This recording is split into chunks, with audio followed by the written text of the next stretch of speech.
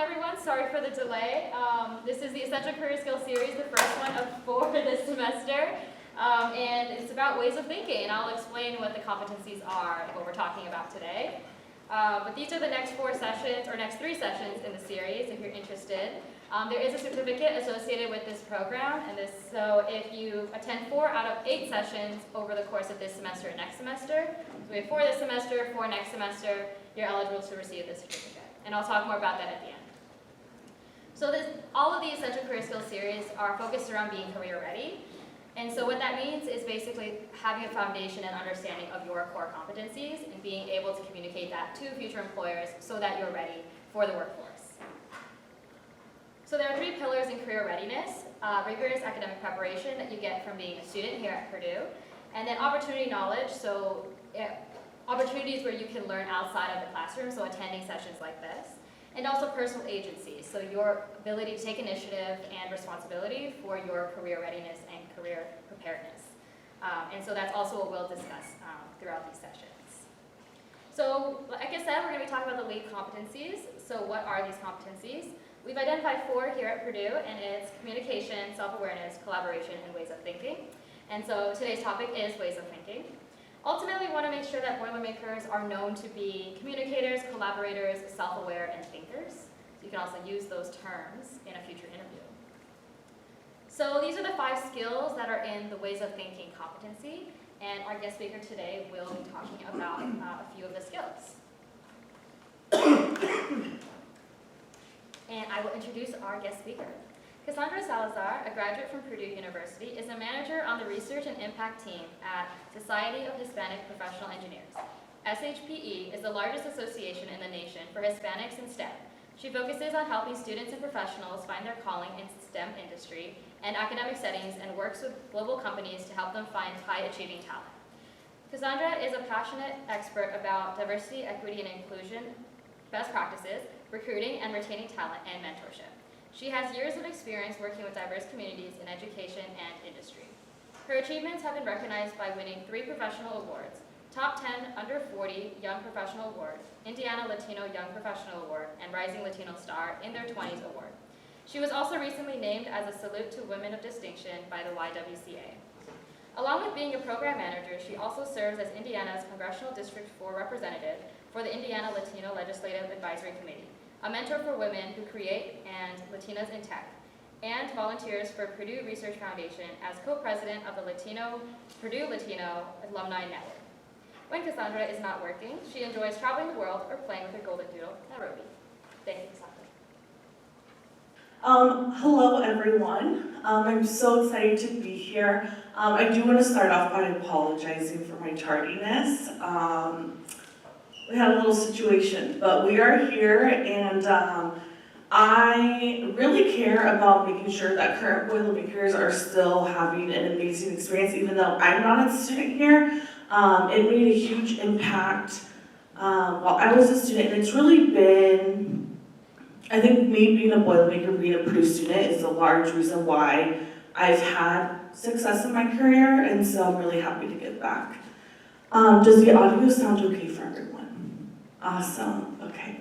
So like Eileen said, I'm going to talk about ways of thinking today. And today I really want to have a discussion with all of you. We're going to have time at the end to do some practice activities.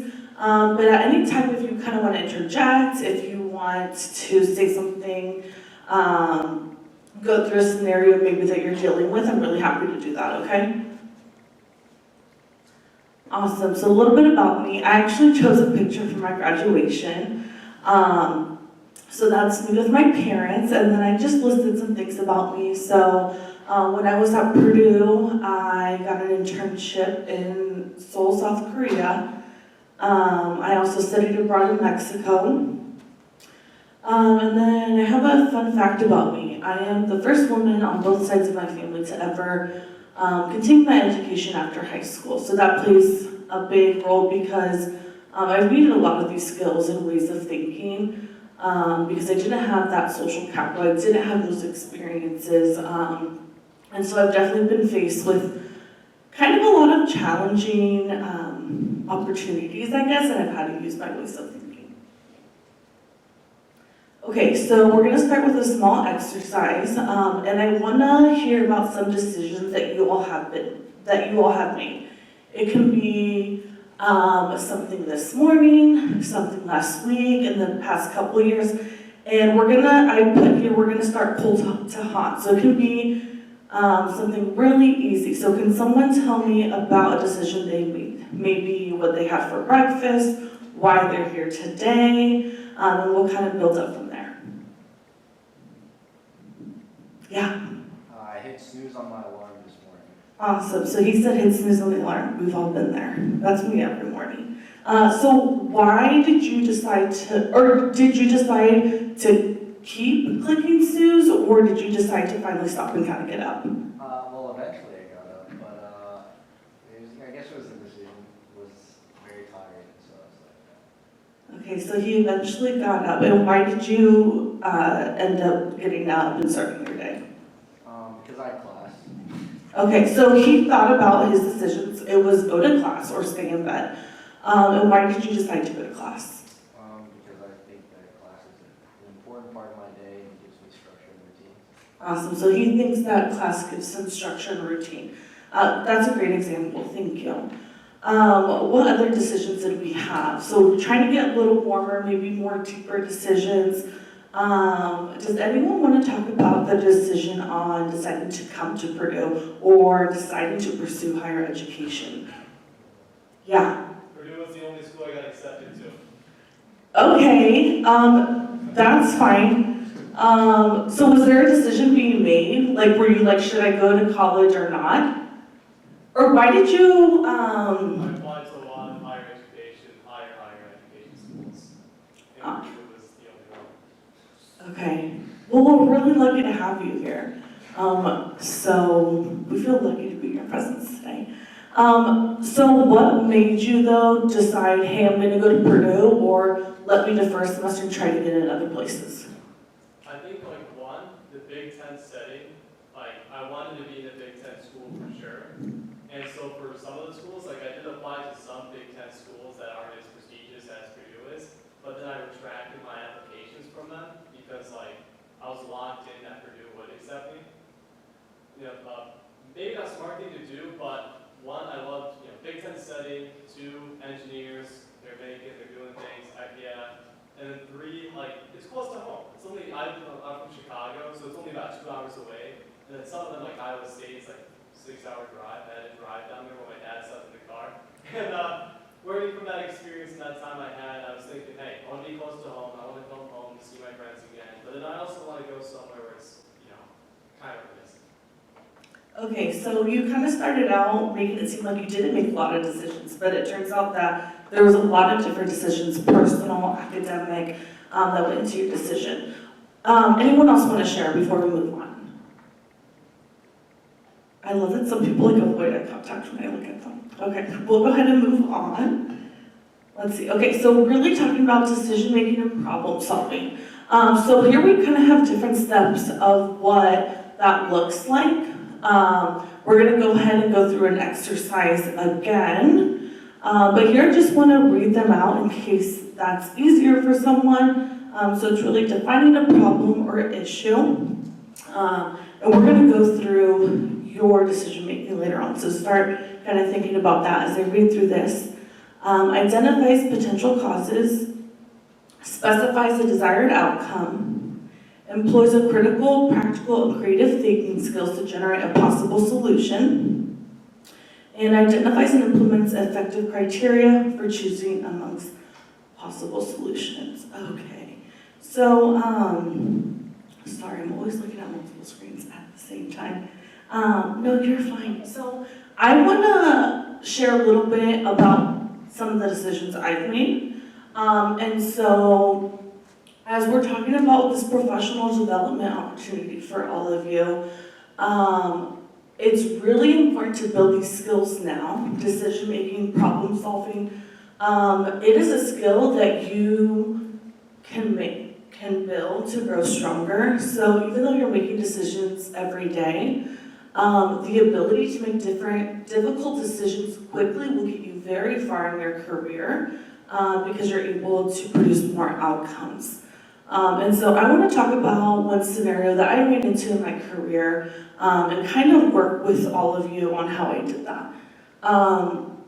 So there was the #1 biotech company in the world, or biomed company in the world, and they reached out to my company, and I'm the program manager over this area, and they said, hey, we need more talent. We need more diverse talent. We've tried X, Y, and Z, and it's not working. Can you help us make some decisions, create a program, and can you, how do you say it when you actually do it? I can't think of the word in English. Recruit? No. Execute. Execute, thank you. We're on the same way. Okay. So I kind of want to talk about my thinking process on that.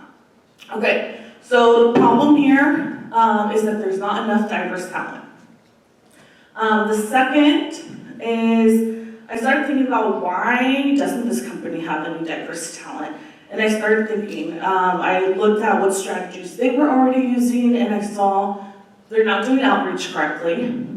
They're continuously doing outreach in areas where diverse talent isn't already coming from. So we need to try something new. There wasn't a good talent pipeline, so they kind of just expected, hey, let's post these jobs, we'll get diverse talent. That wasn't working. And again, retention rates. So they got them in the door, and a couple months they were gone. And that's just the training period, right? And so kind of looked at why this is happening, and then I created my goal. So I needed to hire 50 diverse interns that I would turn into full-time conversions as a full-time employee. And that was me creating that pipeline and not waiting until graduation day to kind of hire people, right? And so I thought about different ways this might work. So one idea I had is, okay, how about I create a mentorship program, and that's gonna help with retention rates. So I worked with their ERG to mentor the other interns. And so far we're on year 3, and we're already seeing full-time conversions staying on. So I'm really excited about that. And then I had continuous programming and professional development. So I thought about what hasn't been done before. So really identifying the gaps is a huge part that you'll want to really think about when you're finding solutions. And I saw that people are kind of just throwing people into the workforce and are kind of like, good luck. And then they're like, why aren't these people staying? Why aren't they having a good time? And so I then am doing constant touch points with them. I am hosting programming. I am getting to know them. I'm finding out that Cassandra has an issue 3 weeks in, and I'm able to address it really quickly instead of it building up, getting worse, and then they're leaving the company on month 3. So I found that this professional development was really helping. Awesome. And then when I was thinking of criteria for my solution, I ended up deciding that I had to be data-driven on all of my decisions because I couldn't just go to the company. So when the company came to me, they did say, hey, you have a few $1 million to manage this, right? And so when I'm managing this, I can't just be like, hey, this is working really well, keep giving me money, right? And so I knew that I had to present data to them so this could continue growing, so I could continue converting interns into full-time offers. So here's one decision. Does anyone have any questions or thoughts before I move on to the next example? Amazing. Okay. Okay. So now that we've already gone through an example, I'll go through this one a little quicker. Another problem I was kind of faced is I saw that there was not a lot of diverse faculty, especially in STEM fields.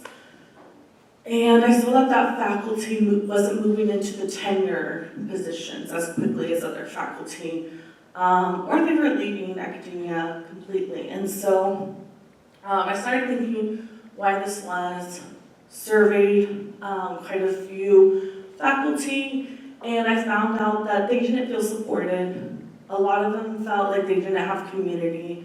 There was a lot of misinformation out there. So there's not a standard procedure across academia. Each university uses titles a little differently. Each university has different research and teaching ratios. So it was kind of hard for people to kind of just Google these things, right? And since their community wasn't there, they also weren't asking their their friends or their colleagues. And so again, I try to use my thinking skills to create solutions. One solution I had was, and this time I didn't have a few $1 million budget, I had 0. And so I started thinking, okay, so what's one big part about being faculty? And that is bringing money in for research into the labs. And I noticed there was a gap there. Faculty wasn't applying for them, or maybe they were applying and they weren't hearing back, or they didn't fill out the information correctly. And so I started working with federal agencies, and I had a lot of programming where they could ask federal agencies, how do I know what resources are available through you all? How do I make sure I'm filling this out correctly? What are the timelines you should look for it? And just different requirements that they didn't have that information to. And a lot of these systems aren't very easy to navigate. You can't just Google and find all the answers in like 30 seconds, right? I also found that, they, like I mentioned earlier, they didn't know that they could negotiate research and teaching. And so I brought in a lot of deans from a lot of different universities so that they could feel like they could ask people from other institutions how things are done without having that awkward conversation. And again, just creating community. So I ended up really low-hanging fruit, creating a WhatsApp group with the different faculty across the country where they're able to connect on there. And again, everything was data-driven. The main difference here, though, is I started digging deep and now continuing to track progress. So I'm looking at which faculty are participating in these events and are they moving up in their career.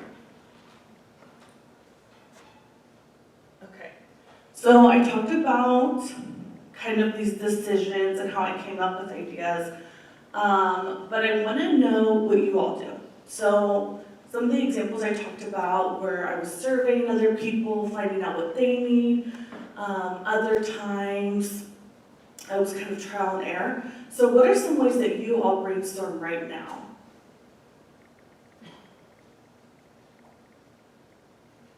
Anyone? Yeah. Some ways I brainstorm. So obviously it depends on what you're looking at, or what kind of questions you're answering. Like if you're trying to solve a problem or come up with a list of things, obviously it's going to be different. So say if I'm trying to figure out how to solve a problem, I will list everything that comes right off the top of my head. I don't think about it. Well, I obviously think about it, but I don't analyze, I don't interpret. I just whatever might work is a possibility. Thank you. So you talked about it really depends what that is. Do you have any different strategies for other kind of decisions that you need to make? Yeah, well, the most important thing is you can't really throw anything off the table. It's important to be diverse, and it's supposed to be very important as well to make sure you don't close off any options, because having a diverse set of ways to approach a problem is very vital in actually solving that. So I guess another way could be for, say, just listing off things. One thing I will do is I put a topic or a general bucket or whatever might fit into that thing is, and I just list stuff off. So just brainstorming is a storm, right? Whatever comes to mind, strikes the lightning strikes, I've got it. Awesome. Thank you so much for sharing. I really like how you talked about that you just kind of put everything out there and don't really scratch anything off of the initial phases. I think that's super important and a really good strategy, so thanks for sharing. Does anyone else want to share? Looking for like 2 more people. Yeah. Usually I start by defining whatever like the problem is or whatever we're trying to solve, and I try to kind of work backwards from that. That's a great strategy. Do you do that with all decisions you're making? All the ones that I feel like I have to think about. Okay, awesome. Okay, let's look for one more person. Maybe like more in the front. Oh, sorry, I'm so sorry. Like one thing I tend to do when I'm making decisions, usually like drawing from like inspiration from others. Like it could be my own experiences, or it could just be from, you know, like my siblings or like my friends, or like, and see how have your experiences worked out and how you can make a decision whether maybe you think that you made like what would be like considered like a correct decision, or sometimes it went south, and like be able to reflect on those things. Amazing. So he talked about, he thinks about his experience and also others, right? And that's really important because that's one thing I'll talk about. For example, for one of mine, I'm not faculty, I never have been, and I probably never will be. And so my experiences don't really matter when I'm thinking about them. And we also know that what works for you and your decision making and maybe the ideas that you're creating probably don't work for everyone else, right? They might work for a few other people, but a lot of the times our initial thoughts are to think of things that work for us. But usually ideas in the workforce don't just impact you, so it's really important to think about other people. So thank you for saying that. And then here I just wrote 2 more things. So I'm a big pro-con list person. I make a lot of my decisions like that, and it's always worked for me. Maybe even some sillier decisions like where do I want to go on vacations, or even like which job offer do I want to take. It really helps me knowing that I know both sides of the equation. And then the other part is thinking alone. We're going to do an exercise later on, and it's important to know if you should be thinking alone on these things or if you should include other people in the decision. Okay. So the second part of this is idea generation. So it's really developing new ideas through critical thinking and creative processes. So we talked about that, like thinking of other people, putting everything out there,